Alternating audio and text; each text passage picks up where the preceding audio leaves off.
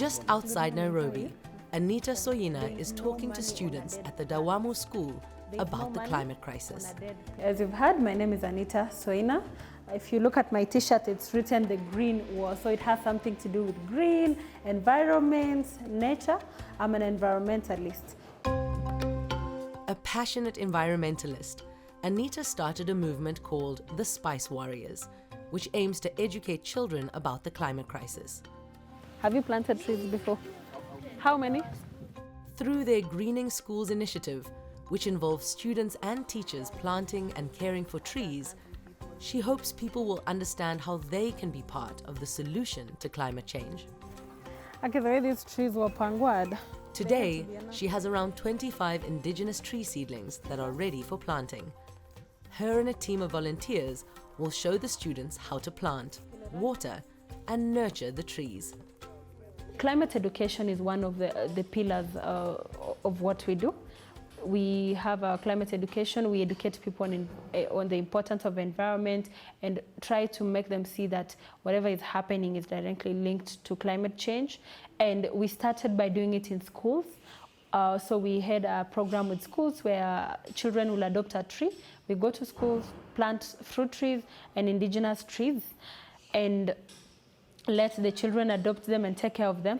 Most of the times when we go to pupils and students in school, we share about what our personal life journey is as a team, and they really feel like, so being an environmentalist is not just a dirty job. You know, so we have this mentality that it's a dirty job of picking up trash and just getting to the mud and planting trees.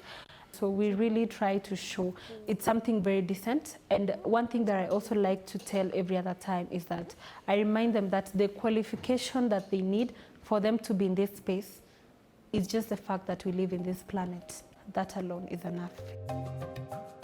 Tree planting initiatives have sprouted up all over Kenya as a way to reverse decades of deforestation and environmental degradation. It was championed by the late Kenyan Nobel Peace Prize winner, Professor Wangari Maathai. Her Greenbelt movement has planted over 50 million trees to date, and now activists like Anita are carrying the torch. We put some water to make it more soft. And for us, we love to show love to trees as well. So you massage the walls of the trees to also keep the soil intact. While these seedlings offer a glimmer of hope in the battle against climate change, the long spells of dry weather are making it harder to keep them alive. It's an issue Anita and her team of volunteers face every time they go out to plant trees. Climate change has brought about drought, and over time it has become severe and worsened the situation of access to water. So it's really hindering the survival and the growth of trees. So it's actually also leading to wastage of tree seedlings, where we go out, plant the trees, wait for the rains, no rains. We need people to water, but maybe the water catchments are not even nearby. Some are drying up. So it's really affecting climate change, causing droughts, and now the droughts making it difficult for us to reverse our actions. The drought and dry weather have become so serious that many Kenyan families and children are feeling its effects.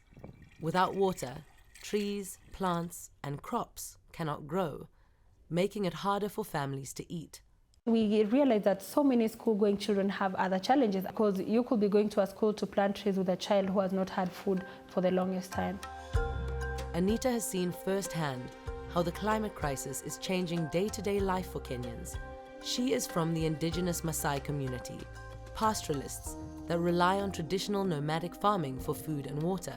It is their plight that inspires